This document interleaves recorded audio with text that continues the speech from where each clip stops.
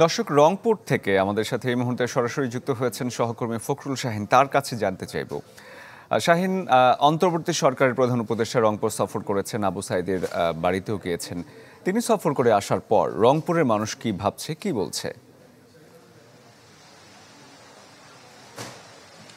শরীফ, আপনাকে প্রথমে যে বিষয়টি জানাতে চাই সেটি হচ্ছে যে অন্তর্বর্তীকালীন সরকার প্রধান উপদেষ্টা যে ডক্টর ইউনূস, তিনি কিন্তু প্রথম সফর এই রংপুরে তিনি করেছেন এবং রংপুরের মানুষের যে প্রত্যাশা ছিল যে যেহেতু এই বৈষম্য বিরোধী ছাত্র আন্দোলন এই রংপুরে আবু সাইদ যেদিন নিহত হন 16 জুলাই, তারপর থেকেই কিন্তু আন্দোলন বেগবান হয়, অর্থাৎ রংপুরেই প্রথম শহীদ হয়েছেন আবু সাইদ এবং তাকে বা তার যে অঞ্চল, তার যে জেলা বা তার বিভাগকে যেন গুরুত্ব দেওয়া হয়, যে প্রত্যাশা করেছিলেন এই রংপুর অঞ্চলের মানুষ, সেটি কিন্তু আজকে একটু হলেও তাদের আশার আলো তারা দেখছেন। আসলে তারা বলছেন যে যেহেতু প্রথম সফর হিসাবে রংপুরকেই বেছে নিয়েছেন ডক্টর ইউনূস এবং বিমানবন্দরে আবু সাইদের কথাই বলেছেন এবং আবু সাইদের বাসায় গিয়েছেন, কবর জিয়ারত করেছেন এবং তার পরিবারের সঙ্গে কথা বলেছেন।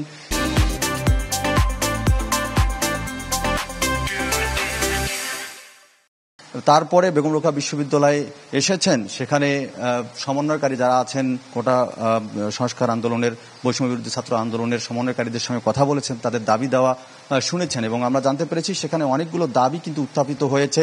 এই রংপুরকে যেন উন্নয়ন করা হয়, রংপুর দীর্ঘ বছর থেকে যে পিছিয়ে পড়া এই রংপুর, এখানে বরাদ্দ 1% আসে না, সেই রংপুর যে সিটি কর্পোরেশনের আসলে বরাদ্দই নেই বলা চলে এবং এখানে যে তিস্তা আছে, আমাদের রংপুর বিভাগের মধ্যে 5টি জেলার মধ্যে তিস্তা আছে এবং তিস্তা মহাপরিকল্পনা যেন বাস্তবায়ন হয়, এই দাবিগুলো কিন্তু উত্থাপন করা হয়েছে এবং তিনি কিন্তু আশ্বাস দিয়েছেন, বলেছেন যে লিখিত আকারে এই দাবিগুলো যদি তাকে দেওয়া হয় তাহলে তিনি পরবর্তীতে দেখবেন এবং রংপুর মেডিকেল কলেজ হাসপাতালে গিয়েছেন, আহতদের দেখেছেন, চিকিৎসার আশ্বাস দিয়েছেন।